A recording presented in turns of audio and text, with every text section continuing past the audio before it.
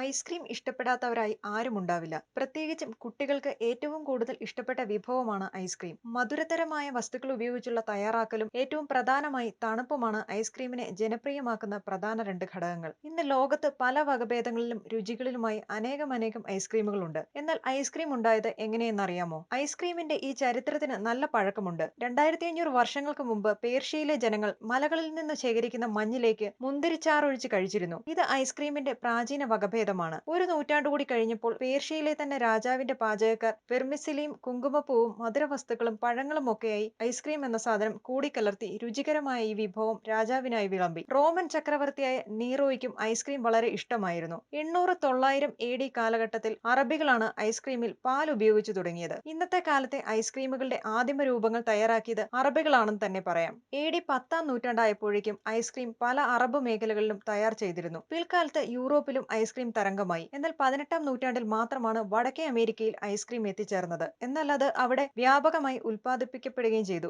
ലോകത്തിന്റെ പല കോണുകളിലേക്കും അമേരിക്കൻ റെസിപ്പികളിലുള്ള ഈ ഐസ്ക്രീം എത്തപ്പെട്ടു. ഐസ്ക്രീം ഉദ്ഭവിച്ചത് അമേരിക്കയിലാണെന്ന് പോലും തെറ്റിദ്ധരിക്കാൻ ഇതിടയാക്കി. കൂടാതെ ഐസ്ക്രീമിന്റെ രുചിയുള്ള ഒരു വാഴപ്പഴവുമുണ്ട്. ബ്ലൂ ജാവ ബനാന എന്നറിയപ്പെടുന്ന വാഴപ്പഴം. വാനില ഐസ്ക്രീമിന്റെ രുചിയാണ് ഈ വാഴപ്പഴത്തിന്. തെക്ക് കിഴക്കൻ ഏഷ്യ, മധ്യ അമേരിക്ക, ഹവായ് തുടങ്ങിയിടങ്ങളിലാണ് ഇവ കൃഷി ചെയ്യുന്നത്. 1920-ൽ ഹവായിലെത്തിയ ഇവ ഇവിടെ വ്യാപകമായി കൃഷി ചെയ്യപ്പെട്ടു. അതിനാൽ തന്നെ ഹവായിയൻ ബനാന എന്നും ഇതിന് പേരുണ്ട്. ഐസ്ക്രീം ബനാനയെ മന്നൻ, കാരി, കെൻജി തുടങ്ങിയ പേരുകളിലും ഇത് അറിയപ്പെടുന്നു. തെക്ക് കിഴക്കൻ ഏഷ്യയിൽ കണ്ടുവരുന്ന ബെൽബിസിയാന, അക്യുമിനാറ്റ എന്നീ വാഴകളുടെ സങ്കര ഇനമാണ് ബ്ലൂ ജാവ ബനാന. പഴത്തൊലിയിലെ പ്രത്യേക മെഴുകുപാളിയാണ് ഇവയ്ക്ക് നീല നിറം നൽകുന്നത്. പഴം പഴുത്ത് മൂക്കുന്നതിനൊപ്പം ഈ നീല നിറം പതിയെ മാഞ്ഞു തുടങ്ങും. തൊലിക്കകത്തുള്ള ദശയ്ക്ക് വാനിലയുടെ ഏകദേശ രുചിയാണ്. സാധാരണ വാഴപ്പഴങ്ങളെക്കാൾ കനമുള്ളവയാണ് ഈ പഴങ്ങൾ. ഫൈബർ, ഇരുമ്പ്, ഫോസ്ഫറസ്, സെലീനിയം തുടങ്ങിയ മൂലകങ്ങളാൽ സമ്പന്നവുമാണ് ബ്ലൂ ജാവ ബനാന. ഐസ്ക്രീം രുചി കാരണം ഹവായിലെ സ്മൂത്തികളിലും ഡെസേർട്ടുകളിലും കസ്റ്റാർഡുകളിലുമെല്ലാം ഇത് ഉപയോഗിക്കുന്നുണ്ട്.